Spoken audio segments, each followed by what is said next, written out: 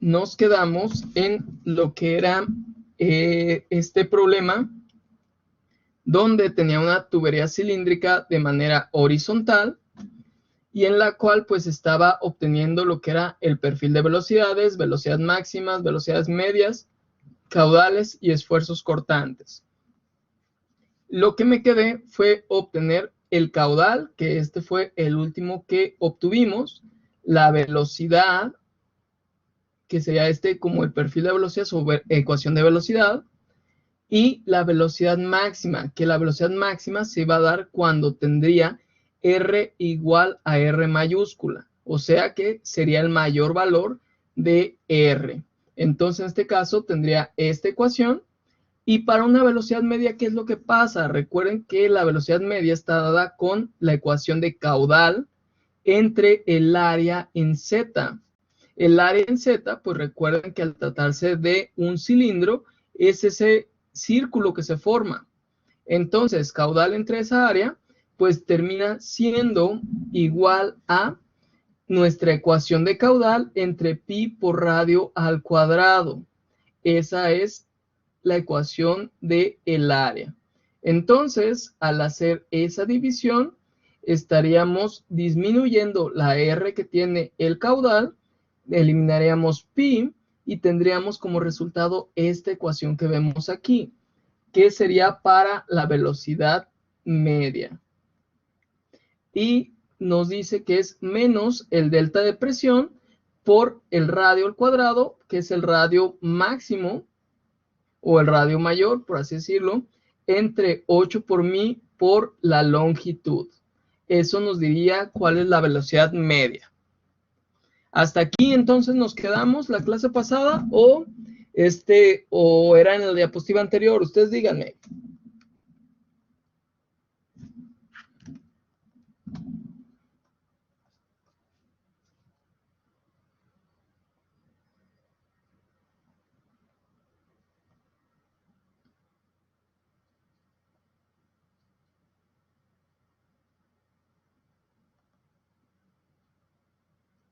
Pues creo que fue entonces en esa ecuación, perdón, esta parte.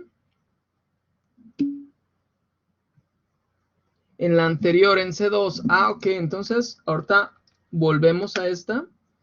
Aquí, pues lo que hicimos, como ya recordarán, fue obtener el perfil de velocidades o la ecuación de velocidades.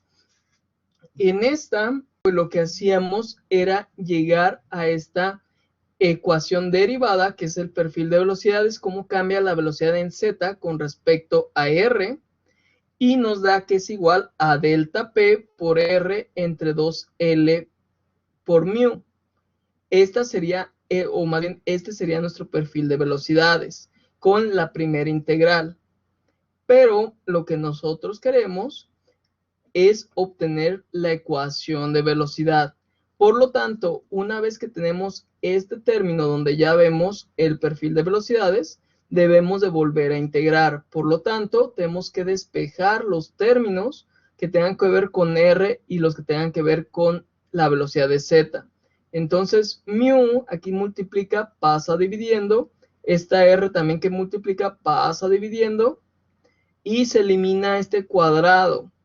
Entonces tenemos esta ecuación, la que nos refleja ya cómo sería la integración. Y por lo tanto, simplemente lo que vamos a hacer es integrar la integral de la derivada de Z, de la derivada de la velocidad en Z, pues terminará siendo la velocidad en Z. Mientras que delta P entre 2L por mu, por la integral de R, pues termina siendo lo que conocemos como delta P entre 2 por L mu por R cuadrada. Entonces, aquí es donde decíamos que había un error. ¿Por qué? Porque al integrar R de R, pues tendríamos R cuadrada entre 2. Y 2 por 2 tenemos que es 4. Entonces, aquí sería el error en esta parte y en esta otra. Por lo tanto, aquí también lo veríamos. Entonces, ahora lo que están haciendo es otra constante de integración, la cual pues tenemos que resolver por medio de las condiciones frontera. Y en este caso, la condición frontera que usaremos será para cuando R es el radio mayor. Y cuando esto sucede, pues la velocidad en Z es igual a 0. Entonces, en este caso, vamos a colocar los datos y tendríamos la siguiente estructura para la constante 2, que sería menos delta P entre 2L por mu por R mayúscula al cuadrado. Entonces, con esto, lo que tenemos es que la menor velocidad o la velocidad cero va a ser cuando esté pegado a las paredes. ¿Por qué? Porque aquí tenemos ya un efecto de la viscosidad.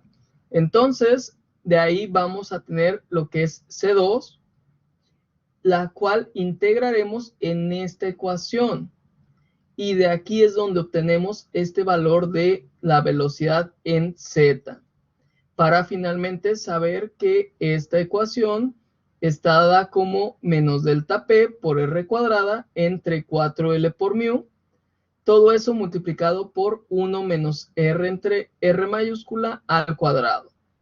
Entonces, de ahí sale este resultado que analizamos ahorita hace unos momentos en la siguiente diapositiva. No sé si aquí queda alguna duda en cuanto a cómo se hace este proceso.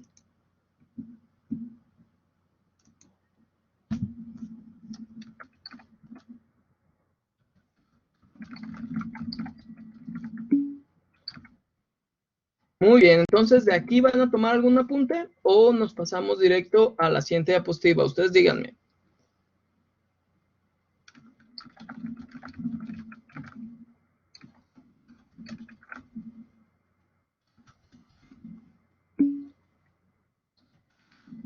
Sí, no te preocupes, Guillermo, tú anota.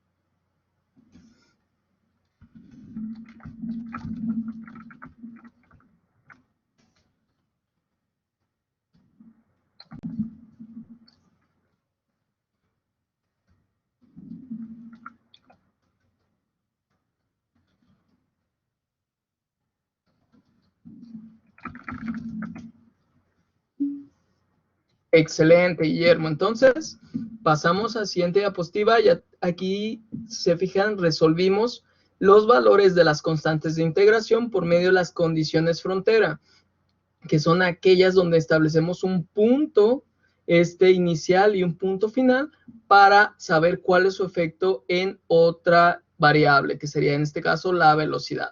Entonces, con esto de información, pues pasaríamos a lo que se trata esta parte de obtener el caudal.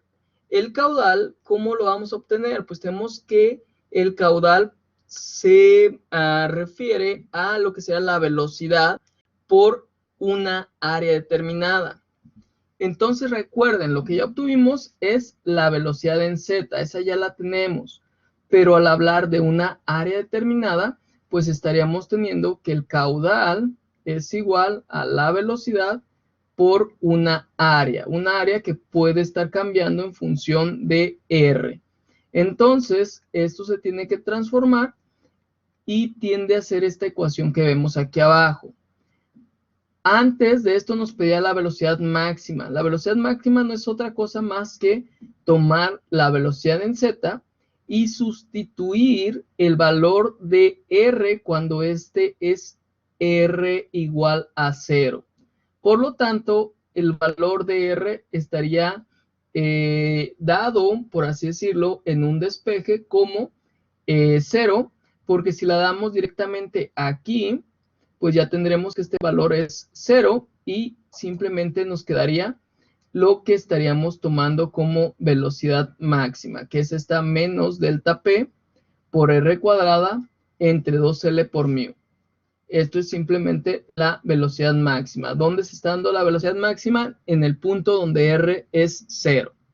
Esto ya lo hemos analizado en muchos ejemplos. Y ahora sí tenderíamos a dar lo que es el caudal. Ya sabemos que su fórmula es velocidad por el área, pero el área en este caso, si se acuerdan, en sus clases de cálculo, cuando usamos una doble integral, estamos hablando de una área. Si usamos una triple integral,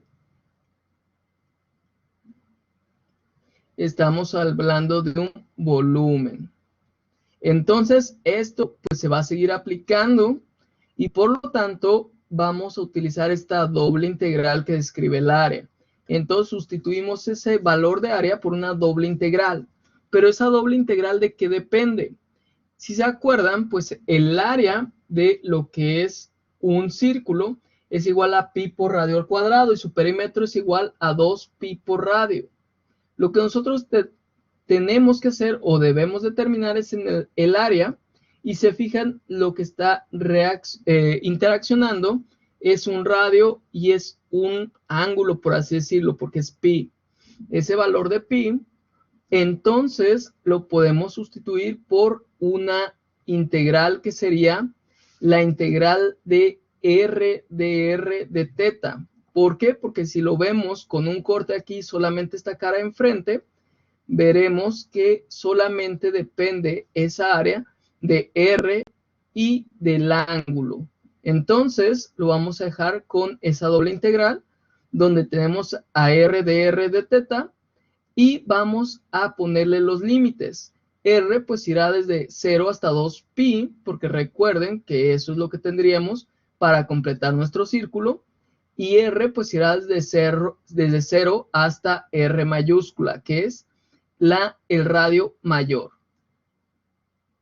Por lo tanto, con esa ecuación ya completa, vamos a empezar a resolver. La primera integral, pues la tendremos como de teta, que tenemos que integrar todo esto con respecto a teta, pero recuerden que en ese caso, pues vamos a checar y pondremos desde 0 hasta pi, en este caso fue donde me equivoqué, este sería R, y aquí tendríamos entonces que integrar para teta, que quedaría pues simplemente como R de teta, donde este se representa como 0 y 2 pi, 0 pues se vuelve 0, 2 pi se queda, y quedaría multiplicando a bz por R y todo de R. Ahí esa es nuestra integral que resulta después de haber eliminado la integral o haber realizado la integral de d teta. Entonces, una vez que tenemos esto, lo que vamos a hacer es también llevar a cabo esta integral. Porque aquí ya no estamos sacando constantes, porque aquí estamos hablando de valores determinados. Es por eso que ya no estamos sacando unas constantes y no estamos obteniendo esas constantes por medio de las condiciones frontera. Entonces, aquí lo que vamos a hacer es simplemente pues resolver. Vamos a integrar lo que sería R de R y pues tendríamos que sería esta R al cuadrado entre 2, se elimina con este 2 y estaríamos teniendo otros arreglos para poder determinar y obtener esta ecuación que nos dice que el caudal es igual a delta P entre 8 mu por L por pi por R cuarta. ¿Por qué sale eso? Porque recuerden que esta BZ tiene un significado, ya está definida. Entonces vamos a meter aquí todo esto que vemos aquí de BZ, que sería esta parte, y esto también la vamos a meter en la integral. No solamente es esto que vemos, porque si no sería muy sencillo, que sería la respuesta como R cuadrada entre 2, sino que estamos teniendo que BZ también está integrada por una R o tiene una dependencia de R. Entonces, al hacer esa sustitución, pues llegaremos a esta ecuación que vemos aquí, que nos dice que el caudal es igual a menos delta P por pi por R cuarta entre 8 por mu por L. Esa sería lo que tendríamos como caudal. Entonces, se fijan, todo esto es más que nada matemático, son cosas que ya ustedes han realizado y lo que estamos haciendo es aplicarlo. Ya estamos viendo la lógica y el sentido por qué estamos aplicando dobles integrales, por qué estamos teniendo este resultado que no tiene nada que ver con esto que vemos aquí y que hay dependencia de ciertas variables, como es este caso, la velocidad en z. Entonces, cuando hablamos de velocidad en z, velocidad máxima, es muy distinto hablar de velocidades medias, lo que ya dijimos hace rato, que esta simplemente lo que hace es dividir el caudal entre una área determinada. Entonces, esta relación, pues nos dice que también existe relación en cuanto a la longitud. Y lo que obtenemos como velocidad media es menos delta P por R cuadrada entre 8 mu por L. Esto sería nuestra velocidad media. ¿Hasta aquí alguna duda?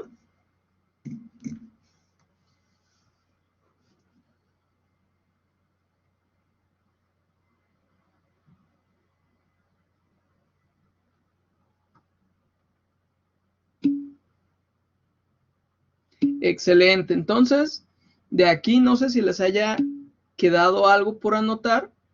Y si no, pues díganme y pasamos a la siguiente actividad.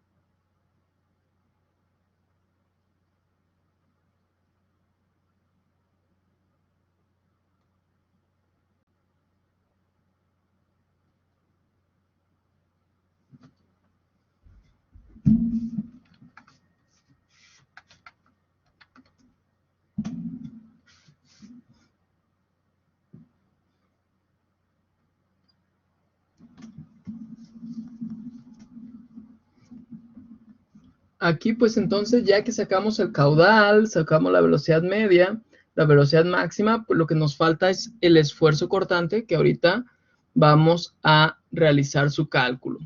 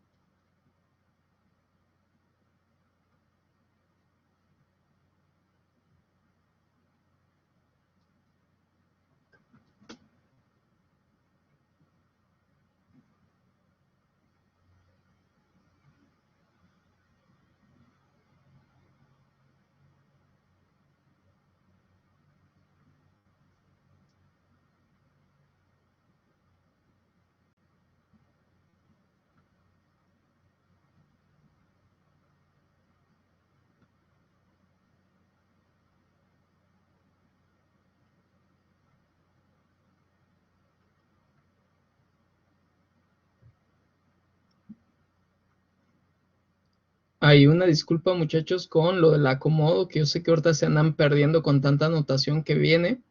Supone que la diapositiva pues tiene un acomodo de arriba hacia abajo para lo de la solución, nada más que ya con tanto apunte pues se empieza a perder ese acomodo.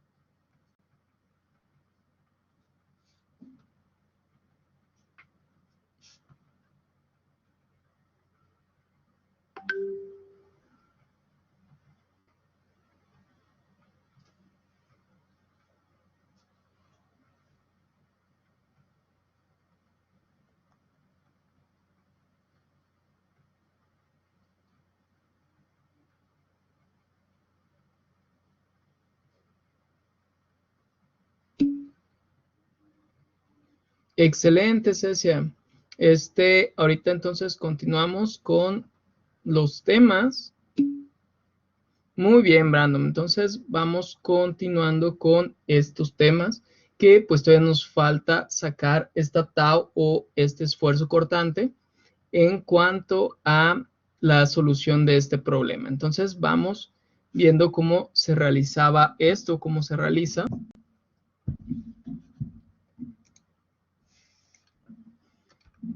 Y pues tenemos esta siguiente diapositiva. Aquí voy numerando ya lo que se obtuvo. Primero fue lo que llaman perfil de velocidades o ecuación de velocidad. Después fue la velocidad máxima. Como 3 tengo el caudal, que en realidad el 3 sería la velocidad media. Déjenme acomodarlos como viene ahí arriba. Y este sería el número 4, que se refiere a el caudal, ahora sí. ¿Qué otra cosa la que nos pide? Pues es este esfuerzo cortante, que es lo único que falta de la lista de cosas que nos pedía el problema. Entonces, aquí voy a tener que tau pues es igual a una área en R, que es igual a una área en Z por menos delta P. En este caso específico se usa así porque se trata de una tubería. Entonces, tau, si yo lo despejo, tendría que poner la de la área en R dividiendo y quedaría el área en Z entre el área en R por delta P. Entonces, el área en Z, ¿qué es? Y el área en R, ¿qué significa? En estos casos, vamos a tener que el área en Z, pues es esta cara, este círculo que se forma, y estaría dado como pi por radio al cuadrado. Pero el área de abajo, ¿cuál área es? Vamos viendo qué nos quiere decir. Y se fijan, aquí es pi por radio por 2. Regresemos un poquito la diapositiva. Y tenemos aquí pi por radio por 2 como el perímetro. Es por eso que ahí les estoy poniendo ese perímetro. Si significa que es el perímetro, ¿quién me dice que es un perímetro? ¿O qué es ese valor de perímetro?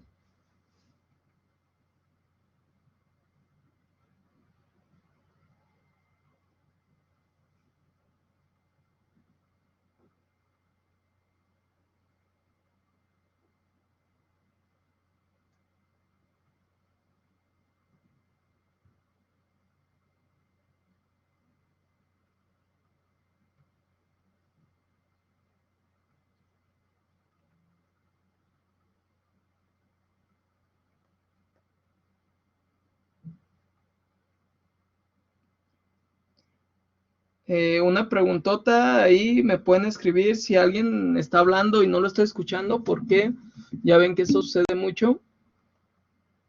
Ok. La pregunta es, ¿qué es el perímetro? ¿Cómo se define el perímetro? ¿Qué nos quiere decir ese valor de perímetro? En general, no es para este problema en específico, o sea, ¿qué es un perímetro? La suma de todos los lados, entonces sería, ¿cómo lo definirían esto de la suma de todos los lados?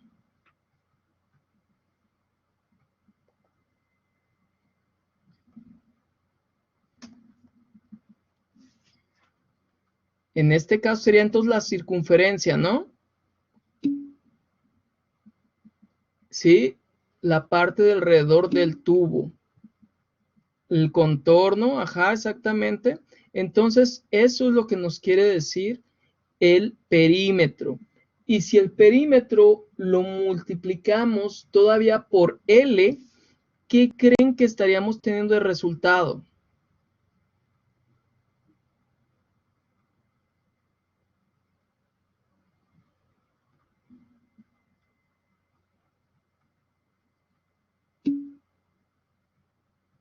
El volumen, no.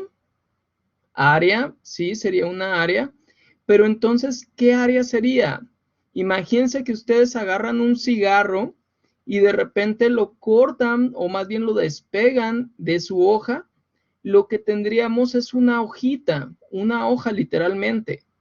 Eso es lo que estamos sacando con esa área de R, esa lámina que estamos, o más bien esa lámina que está formando la tubería. Entonces, al hacer este análisis, pues tenemos que va a haber una relación entre lo que es el área que se está generando como transversal de la tubería y el área que está generando esa lámina que forma la tubería. Y esto, a su vez, si lo relacionamos con la caída de presión, tendremos el esfuerzo cortante.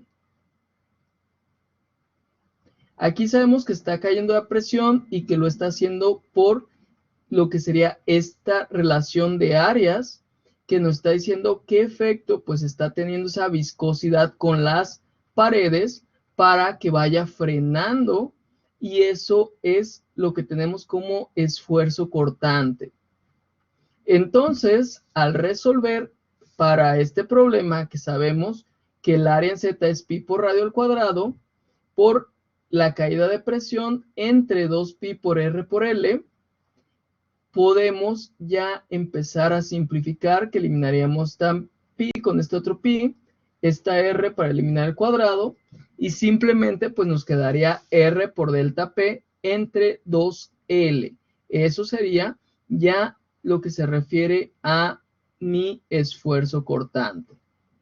Pero de aquí puedo determinar también cuál es el esfuerzo cortante mayor o esfuerzo cortante máximo. ¿Cómo lo voy a hacer eso? Pues voy a tomar de dónde estoy teniendo el mayor esfuerzo cortante o el menor, que aquí está, déjenme ver, esfuerzo cortante. Aquí tenemos cuando R es R mayúscula por menos delta P entre 2L. Lo que hicimos es sustituir el valor de R y en el otro pues ponemos el valor de cuando R es igual a 0 o cuando R es igual a R mayúscula. Ahí tendríamos esa gran diferencia para lo que sería este ejemplo de el esfuerzo cortante máximo.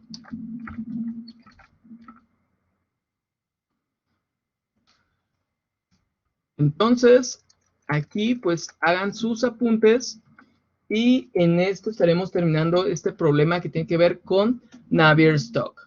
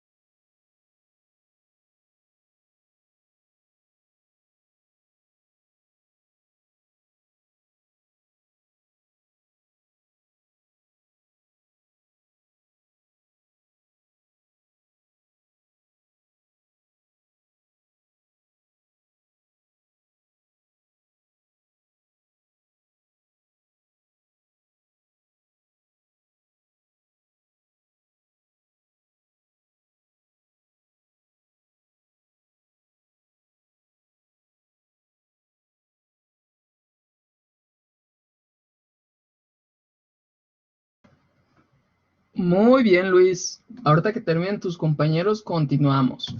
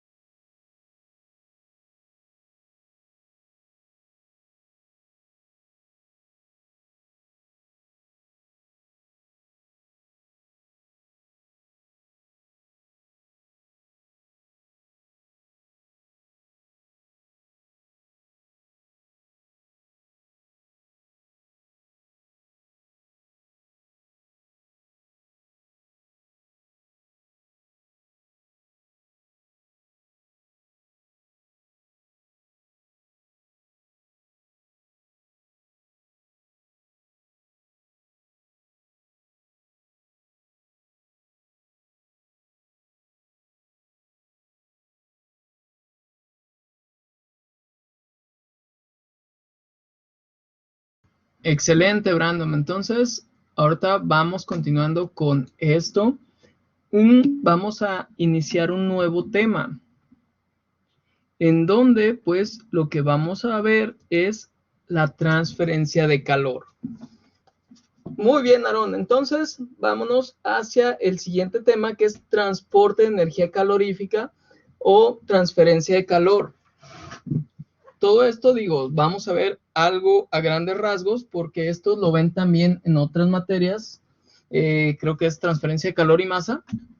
Y pues en ello van a ver más detenidamente todas estas ecuaciones que vamos a tratar ahorita. Entonces, nos dice que la conducción del calor en los fluidos puede considerarse como un transporte molecular de energía, puesto que el mecanismo fundamental es el movimiento de estas moléculas que distribuyen ese calor en lo que sería el fluido en sí. La energía también pues, puede transportarse por movimientos globales y entonces se denomina transporte de energía convectiva. Esta forma de transporte depende de la densidad del fluido y otros mecanismos en el transporte de energía difusora, aquí estaríamos hablando, ocurren en mezclas que se difunden entre sí. Ahorita vamos a ver todo esto.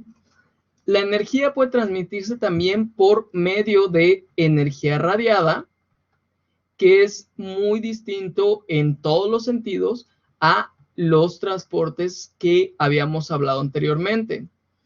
Y con ella, pues no se requiere ni la conducción ni la convección. Entonces, con estas definiciones, tenemos que existen tres mecanismos de transferencia de calor. Una que es conocida como conducción, que es la primera que nos habla, transporte de energía o transporte molecular de energía. Está la convectiva, que nos dice aquí que es esta en el que influye la densidad del fluido y que se hace por medio de una difusión o difusora. Y tenemos la radiación, que pues no es como las anteriores. Entonces, como ejemplos que tenemos, aquí tenemos un ejemplo en donde sean los tres tipos. Imaginemos que estamos en una hoguera y colocamos un metal. El metal, ¿qué va a hacer? Pues va a empezar a conducir ese calor desde un punto que le vamos a llamar A hasta un punto que vamos a llamar B. Nosotros lo tenemos en las manos, se va a empezar a calentar y nos va a empezar a quemar. Pero, ¿qué es lo que pasa con el aire de alrededor? El aire de alrededor se empieza a calentar por medio de convección. Este calor, tenemos moléculas que están frías, van a tender a adquirir energía, van a irse calentando y van a alejarse de esa fuente de calor. Por otra parte, la radiación, que es esta parte en la cual se emite radiación, también va a causar un calor. Y esto lo vemos pues en el hecho de que estamos lejos de lo que sería la fuente de calor, no estamos tocando el fuego y estamos obteniendo un calor o una energía calorífica. Entonces, ejemplo, transferencia de calor a través de un material, eso es conducción.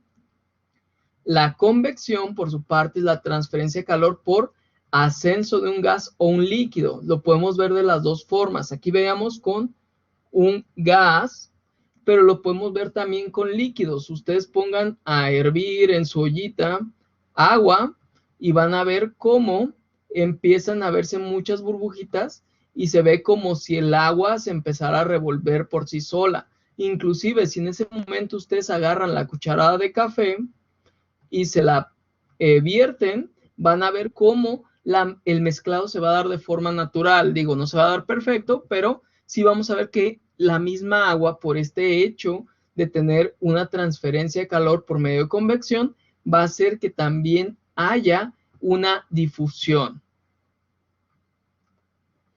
La que sigue, pues, es la radiación, la que les comento que es el hecho de que estemos generando calor y que éste transmita calor, aún así cuando estemos lejos del objeto. Eso es la transferencia por radiación. Entonces, aquí son estas definiciones muy simples, pero estos son los tres mecanismos de transferencia de calor que se van a usar. y que pueden tener interacción en un mismo sistema.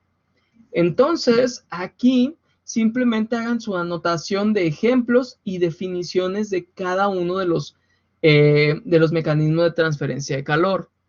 Una vez que hayan terminado, ya saben, díganme y continuamos con esta parte de transferencia de energía calorífica, que es algo muy interesante, que vamos a estar viendo también problemas y pues vamos a empezar a determinar cómo, más bien vamos a ver cómo determinar espesores de lo que serían los aislantes por medio de estas ecuaciones, pero ya lo vamos a ver un poquito más adelante.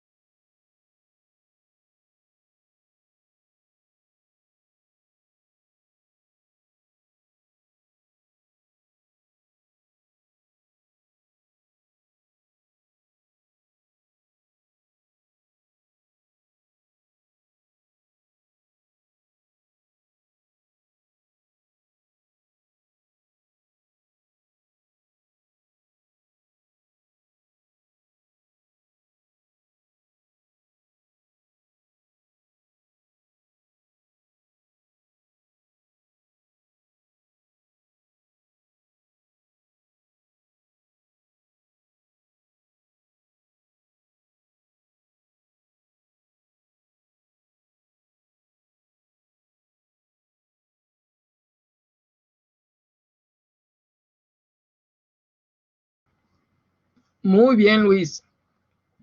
Ahorita continuamos.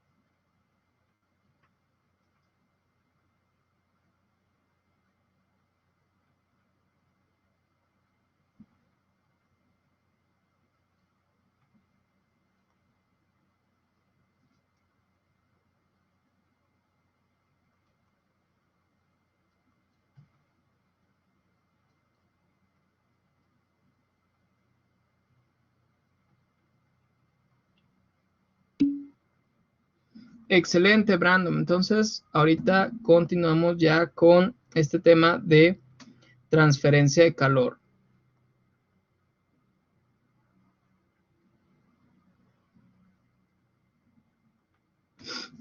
Muy bien, entonces ya sabemos que existen tres tipos de mecanismos de transferencia de calor.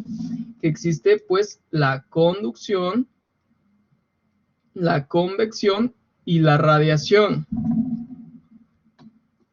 Ahora, pues la conducción sabemos que es la transferencia de energía de partícula a partícula hacia pues estos adyacentes que se encuentran, o sea que vamos a empezar como lo que sería jugar ay, se me fue el nombre, billar, en donde pues le pegamos con una bolita o una esfera, pelota, lo que sea, a otras tantas y van desencadenando pues ahora sí un efecto en cadena. Esto sería lo que pasaría también con la transferencia de calor. Vamos a energizar una partícula que a su vez va a aumentar su velocidad y por lo tanto va a tener colisiones con otras partículas, las cuales también a su vez van a aumentar su velocidad. Entonces, la interacción de estas partículas es la que resultará en la transferencia de energía. Esto es la conducción. Ahora, la convección, pues es el modo de transferencia entre una superficie sólida y un líquido. Entonces, fijan aquí, pues tuvo antes que ver la conducción para después darse la convección. Lo que pasa es que este movimiento o esta energía es liberada hacia las partículas cercanas y crea unos efectos que hacen que aumente su movimiento. Entonces, los efectos de esta convección serían tanto de conducción como de movimiento del fluido. Entonces, imaginemos que es como cuando nosotros ponemos el comal a calentar y le tiramos una gotita de agua. Ustedes han visto que brinca, baila y hace más cosas, pues eso es lo que pasa. Está adquiriendo demasiada energía de una manera rápida y por lo tanto se está vaporizando y está haciendo hasta proyecciones. Esto sería una forma de describir la convección, ya que está adquiriendo ese calor por medio del contacto con un objeto que se encuentra a mayor temperatura. La radiación es la energía emitida por un material en forma de ondas electromagnéticas o fotones, como los podemos conocer también. Entonces, esto lo que nos da como resultado es un cambio en las configuraciones electrónicas de los átomos. Recuerden que sus configuraciones electrónicas eran en los orbitales, todo esto de la SPDF y todas esas cosas. Entonces, como ejemplo de transferencia de calor, pues tenemos una casa en donde tenemos un radiador o una chimenea. Este, como su nombre lo dice, pues va a irradiar calor, va a crear una convección. ¿Por qué? Porque las partículas cercanas a lo que es el radiador van a adquirir energía y van a realizar un movimiento difusivo. Mientras que pues la conducción pues se dará directamente del radiador hacia la pared donde se encuentra o de las paredes hacia el exterior. La conducción solamente se va a dar aquí en la pared y el aire que se encuentra afuera no va a actuar por medio de conducción, lo va a hacer por medio de la convección. Entonces, ese efecto tenemos, imagínense que en su casa, ahorita en diciembre, está pues calientita y el aire de afuera pues está a, digamos, 10 grados menos.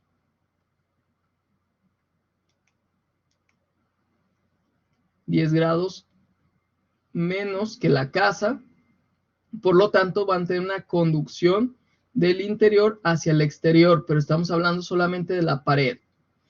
Una vez que el aire a 10 grados menos se acerca hacia la pared, pues sufre de lo que sería esta convección. El aire va a sufrir de convección y va a modificar su temperatura. Entonces, aquí tenemos actuando los tres mecanismos de transferencia de calor. ¿Alguna duda hasta aquí?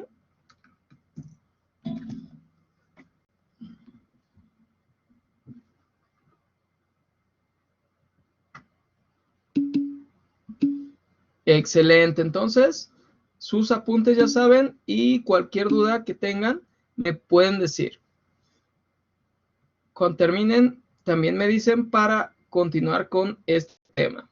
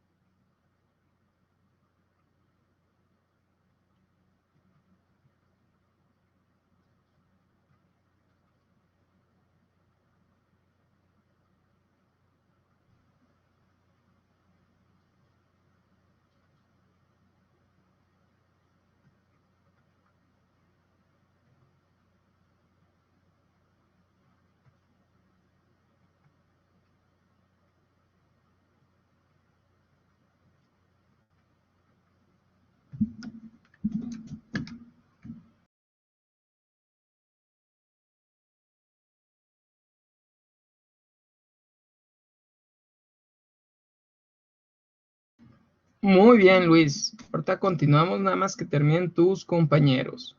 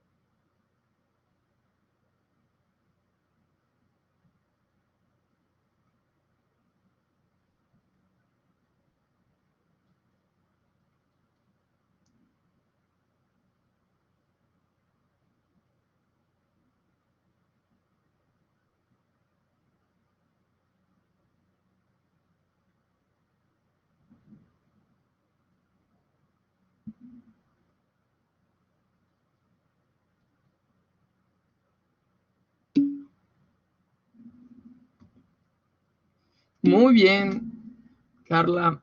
Bien, Brandon. Entonces, continuamos con el tema. Y aquí es donde vemos ya cómo se representan en forma de ecuaciones cada uno de estos mecanismos de transferencia de calor.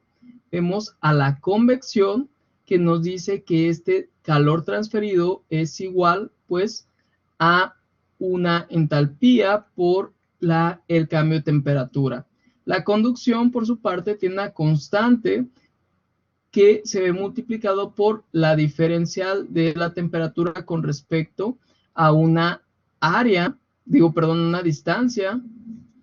Y tenemos la de radiación, donde ya tenemos otras constantes que ahorita vamos a ver qué se tratan por el cambio de temperatura. Esas ecuaciones son las que representan cada uno de los mecanismos de transferencia de calor, tanto convección, conducción como radiación. Entonces, pues solamente anoten las ecuaciones, ya las vamos a ver ahorita más adelante, para saber qué es el significado de cada una de esas constantes.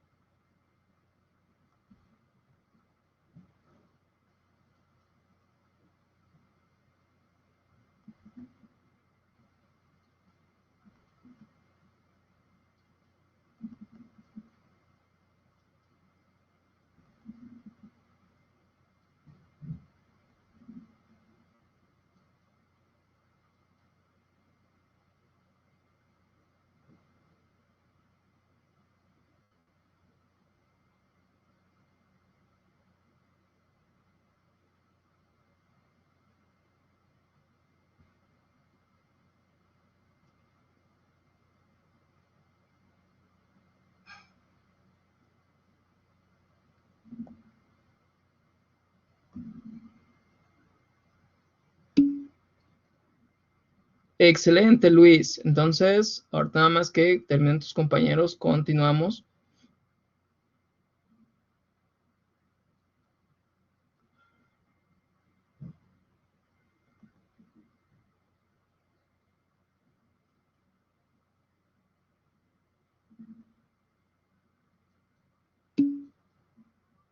Muy bien.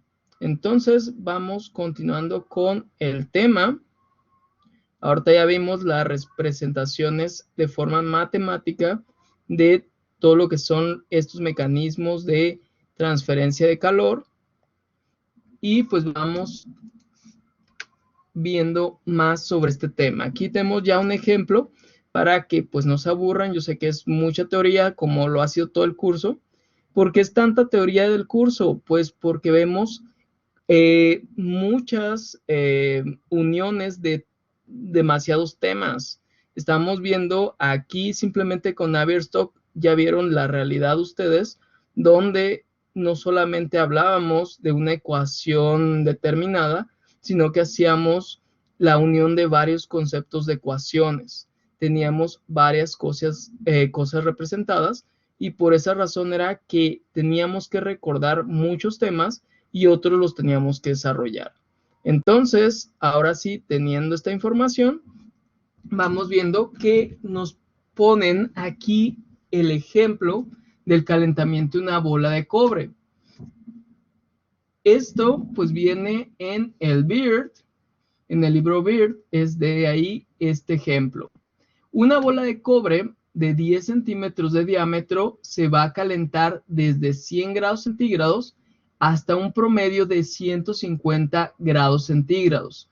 Todo esto ocurrirá en 30 minutos. Tomando la densidad y el calor específico promedio del cobre en este rango de temperatura, como esta ρ, que es la densidad, que es de 8.950 kilogramos por metro cúbico, y su calor específico a presión constante de 0.395 kilojoules por kilogramo por grado centígrado, determine, y aquí viene el inciso A, la cantidad total de transferencia de calor a la bola de cobre. Aquí entonces es cantidad total de transferencia de calor. Y el B es la razón promedio, aquí vamos a subrayar esto, razón promedio de transferencia de calor. Es distinto, la cantidad total de transferencia nos habla de todo lo que se está transfiriendo. La razón media de transferencia de calor, estamos hablando de cómo se va a dar esa transferencia. Y el flujo promedio de calor es cuánto calor estaría pasando en promedio. ¿Qué suposiciones debemos de hacer? Pues se pueden usar las propiedades constantes para el cobre a la temperatura promedio. Sin embargo, aquí, como lo hemos estado manejando, van a estar cambiando las propiedades conforme cambia la temperatura. Por lo tanto, en este caso sí necesitamos hacer esta suposición.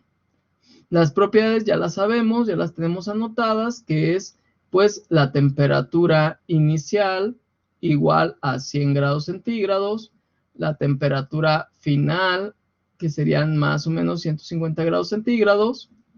Tenemos también el tiempo que está sucediendo todo esto en 30 minutos, que esta podríamos transformarla en segundos para que podamos usarla en caso de que sea necesario con el tiempo. Entonces serían 30 minutos por 60 segundos, son 1800 segundos. 1800 segundos. Recuerden, pues, la representación en segundos no es seg, es simplemente la S. Entonces ya tenemos toda esta información. También tenemos la densidad del cobre, que pues es 8.950. Y tenemos kilogramos por metro cúbico. Así como su CP, que son 0.395 kilojoules por kilogramo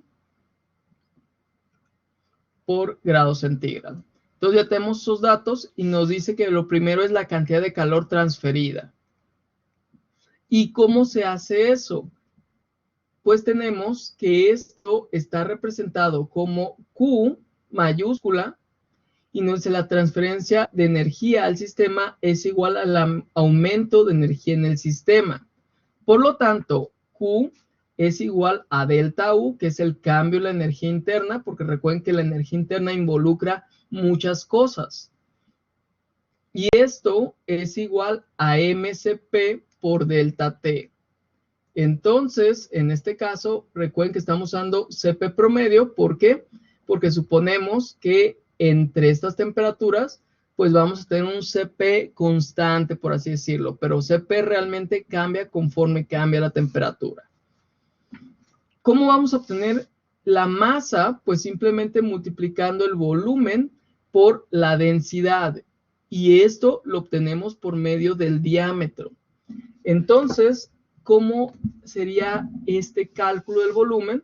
Pues estaríamos multiplicando pi por diámetro al cubo entre 6. Esto sería el volumen de la esfera. O sea, aquí se va a poner volumen esfera es igual a pi por diámetro al cubo entre 6.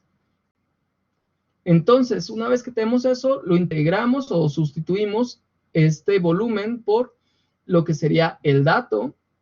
Aquí voy a poner. Y sería igual a pi por la densidad por el diámetro del cubo entre 6. Ahora que tenemos ya esta información, vamos a sustituir los datos. Y sabemos que la densidad aquí es de 8.950 kilogramos por metro cúbico. El diámetro, pues lo tenemos en centímetros. Aquí le voy a poner diámetro es igual a 10 centímetros, lo cual es igual a 0.1 metros. ¿Por qué lo usamos en metros? Porque la densidad nos la están dando en metros. Por lo tanto, tenemos que hacer consistencia de unidades. Entonces, pi sextos por 8.950 por 0.1 al cubo, recuerden que es al cubo, nos da un total de 4.686. Pero, como nosotros no somos confiados, vamos a ver si realmente este valor es cierto o no. Entonces sacamos nuestra calculadora y ponemos aquí pi entre 6 y esto lo multiplicamos por, muy bien, 8.950, a ver, ahorita lo checo, Luis, por 0.1 y esto recuerden que es al cubo, entonces al cubo. Ahí está, a mí me sale esto, déjenme ver nada más que en algo me falló, déjenme volver a ponerlo, ahora con paréntesis, y tenemos pi sextos, cierro mis paréntesis, por, ahora sí, 8.950 por, abro paréntesis, 0.1 al cubo, y todo me da 4.686. Luis, ahí revisa nada más lo que sería esta parte, que haya sido al cubo y no al cuadrado. Ok, muy bien. Entonces esa es la respuesta, ya la vimos aquí en la calculadora, 4.686 kilogramos. Entonces, esta es la respuesta correcta. Ahora que ya tenemos la masa, pues tenemos el dato de Cp y de la temperatura. Entonces, vamos a sustituir ya los datos conocidos, que son estos, y colocar el de la temperatura que acabamos de obtener. Entonces, tendríamos 4.686 por 0.395 por 150 menos 100, porque recuerden que delta T, aquí se lo voy a poner, es igual a temperatura 2 menos temperatura 1. Eso es por lo cual estamos teniendo ahí 150 menos 100. Entonces, 4.686 por 0.395 por, abrimos paréntesis, 150 grados menos 100, que serían 50. Esto nos da como respuesta 92.548, que se pueden redondear a 92.6 kilojoules que se están transfiriendo como total. Recuerden que esto es como total. La cantidad de calor total que estamos transfiriendo, aquí lo dice, la cantidad total de transferencia de calor. Eso es todo el calor que está pasando hacia la esfera de cobre con un diámetro de 10 centímetros. Ese calor se está transfiriendo. Entonces, ya que tenemos esto, sabemos que si nosotros transferimos esos 92.6 kilojoules a una esfera de cobre que se encuentra ya a 100 grados centígrados, vamos a hacer que aumente su temperatura de 100 grados centígrados hasta una temperatura final de 150 grados centígrados. Si ustedes le meten menos de 92.6, no va a llegar a 150 grados. Si le meten más de 92.6, va a estar a más de 150 grados centígrados. Entonces, aquí lo que nos dice es cuánta cuánta energía calorífica necesitamos para cambiar esa temperatura de 100 hasta 150 grados centígrados.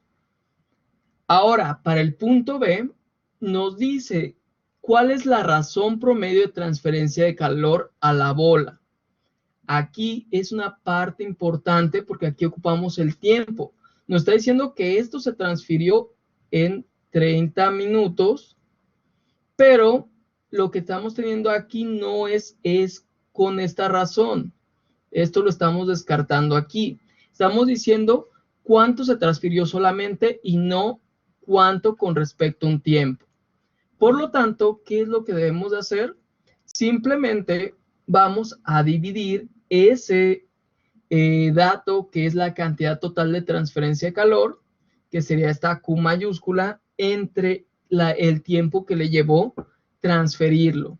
Y eso lo vamos a tener como con este signo de Q, puntito hacia arriba, y nos está hablando de la razón de transferencia de calor, y es la razón promedio de transferencia de calor.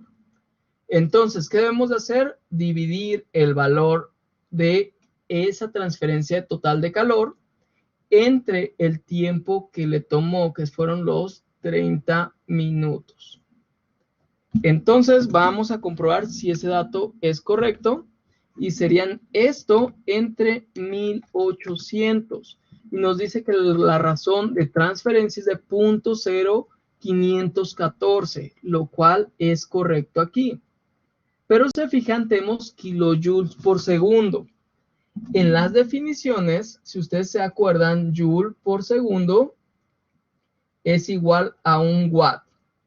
Entonces, ¿qué debemos de hacer? Primero debemos de multiplicar esto por 1000, porque son kilojoules. Entonces, esto por 1000 nos da a 51.416. Y ello lo vamos, ahora sí, a tener en joules por segundo, lo cual nos da una respuesta de 51.4 watts. Eso es cuánto estamos transfiriendo por tiempo. Entonces, cuando escuchemos watts, serán igual a joules por segundo. Entonces, yo tengo una transferencia de 51.4 joules por segundo.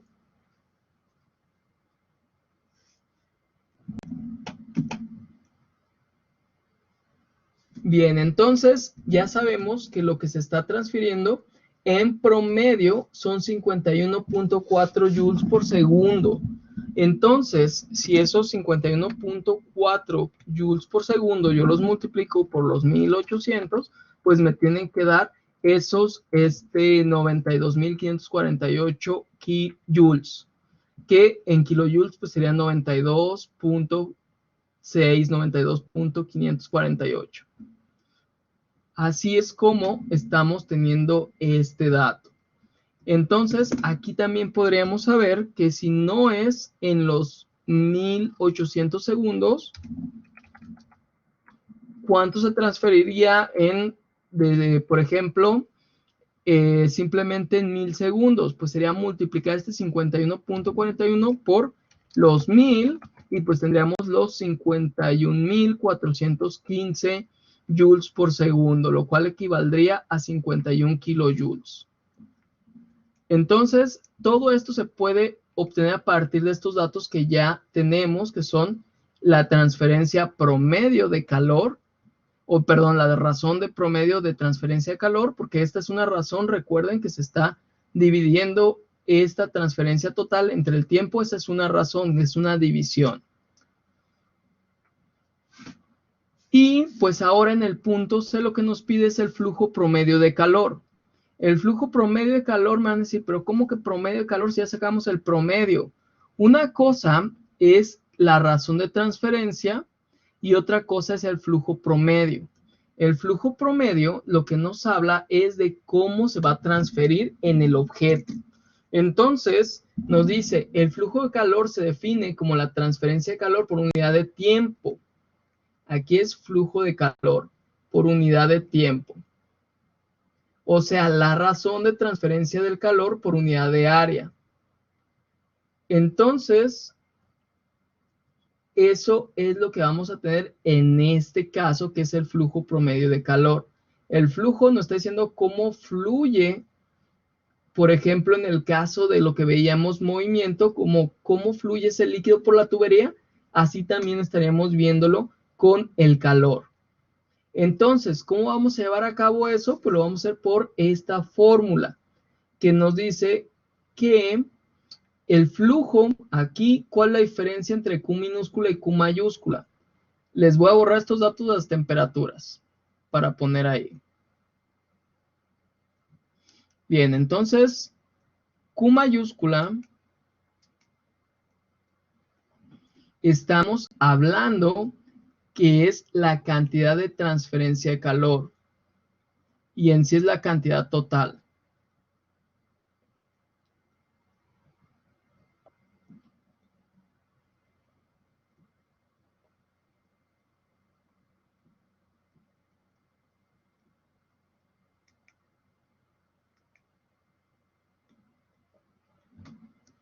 Ahora, Q puntito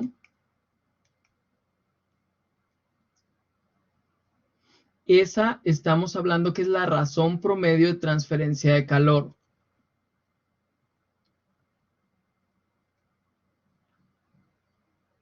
O lo podemos dejar simplemente, ay, disculpen, lo podemos dejar simplemente como la razón de transferencia de calor.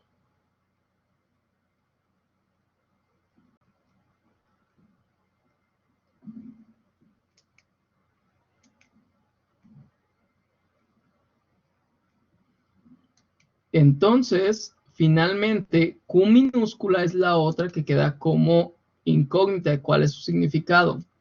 Y en este caso, estamos teniendo una Q minúscula con puntito. Y este es el flujo promedio de calor.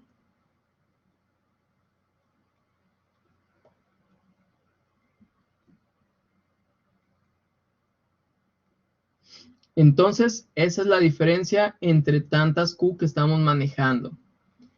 Ahora, esa Q pues nos involucra la razón de transferencia entre una área. Si se acuerdan, la razón de transferencia pues nos hablaba sobre tiempo. Entonces, esto va a quedar sobre tiempo y sobre el área en el cual está pasando. Entonces, lo que tenemos que hacer es dividir el valor de 51.4 watts entre el área, que el área, pues, para el círculo es pi por diámetro al cuadrado. Entonces, vamos poniendo ese dato. Y aquí estaríamos colocando la información para que podamos resolver el problema. Entonces, aquí hay un error porque no sé el área de un círculo y el área de un círculo es pi por radio al cuadrado. En este caso, para diámetro, recuerdan que sería entre 4, que sería lo que está faltando aquí, para poder hacer el cálculo, porque aquí lo que está determinando es si fuera el radio, no está con el diámetro que nosotros tenemos. Entonces, aquí vamos a colocarlo de esa forma para resolverlo. Y tendríamos 51.4 entre, abrimos paréntesis, y ahora sería pi por, abro paréntesis, 0.1, y esto lo voy a elevar al cuadrado.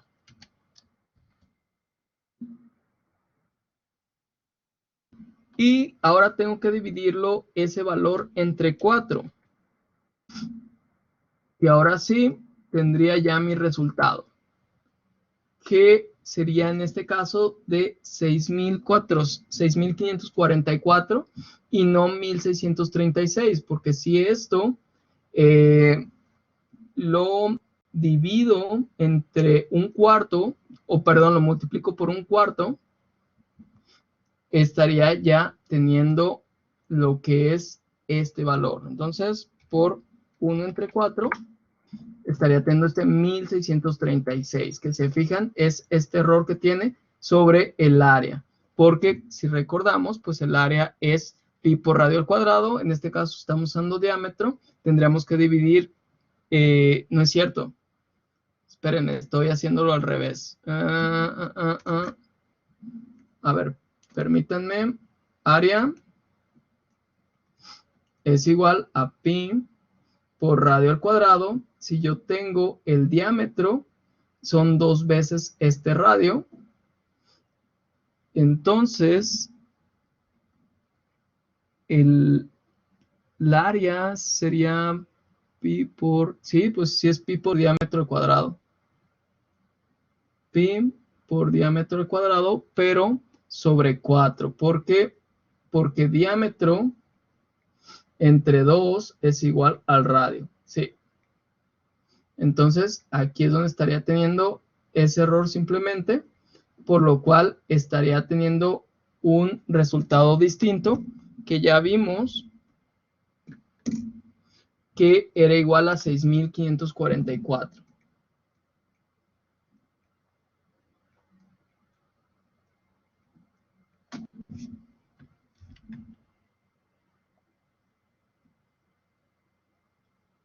$45. Entonces, se fijan, pues los libros también muchas veces tienen errores, por eso es que hay que estar checando bien los resultados y no solamente hacer la copia del dato. Las unidades serían 6544.45 watts entre metro cuadrado, porque recuerden que aquí el diámetro está siendo elevado al cuadrado. Entonces ya vieron cuál era el fallo de este problema y por qué estamos haciendo esa corrección. ¿Hasta aquí alguna duda?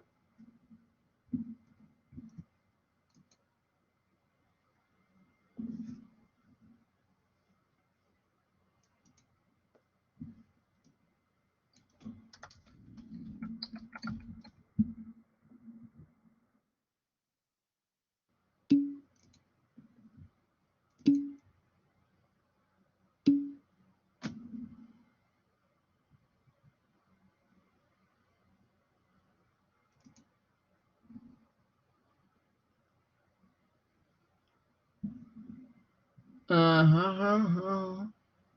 A ver, déjame nada más checar eso de lo del área, porque aquí estoy viendo que estoy cometiendo otro error, en el cual estoy haciendo el área de un círculo y no de una esfera. Pero el área de una esfera, en este caso, pues simplemente 4pi por radio al cuadrado, que aquí sí se elimina, sí es cierto. Este es mi error, tienen mucha razón. En este caso, yo sí cometí el error y tenemos que el área para una esfera, porque yo me fui por el círculo, una disculpa, es igual a 4pi por radio al cuadrado.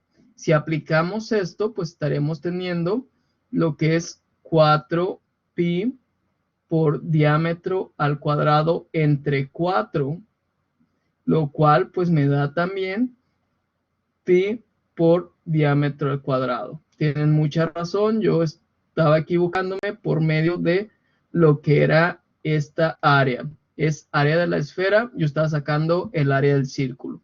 Muchas gracias por decírmelo, Cecia. Sí, tienes mucha razón. Como lo ven, no solamente los libros pueden tener errores, también los maestros. Pero en este caso sí tienen mucha razón, sí sale lo que nos dice el libro. ¿Por qué? Porque yo estaba teniendo este error de tomar el área del círculo en lugar de el área de una esfera.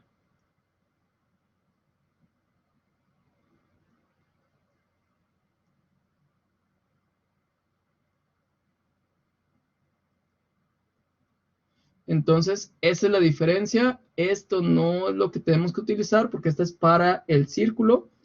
Esto es lo que sí debemos usar porque es para la esfera. Muchas gracias, Cecia, por el aporte. Entonces, aquí hagan sus apuntes. Ya se resolvió todo el problema.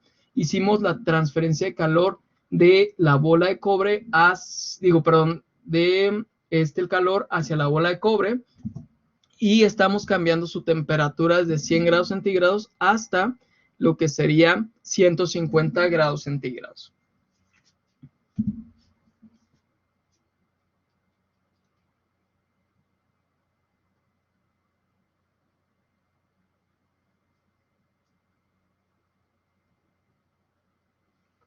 Entonces, fijen, aquí pues está viendo algo muy simple de lo que sería la transferencia de calor por medio de conducción. Entonces, esto es el principio de la transferencia de calor. Vamos a ver después otros ejemplos donde pues estaremos checando cómo se puede dar esta misma transferencia, pero en otros casos, que es la conducción, la convección y demás. Entonces, nos tengan alguna duda hasta aquí.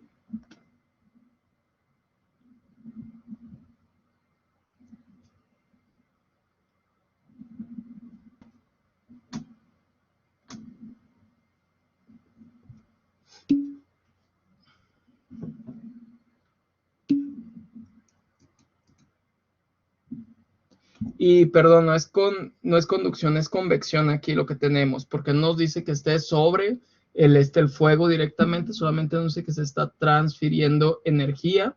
Y aquí ustedes lo pueden ver en las ecuaciones que copiaron de la transferencia de calor.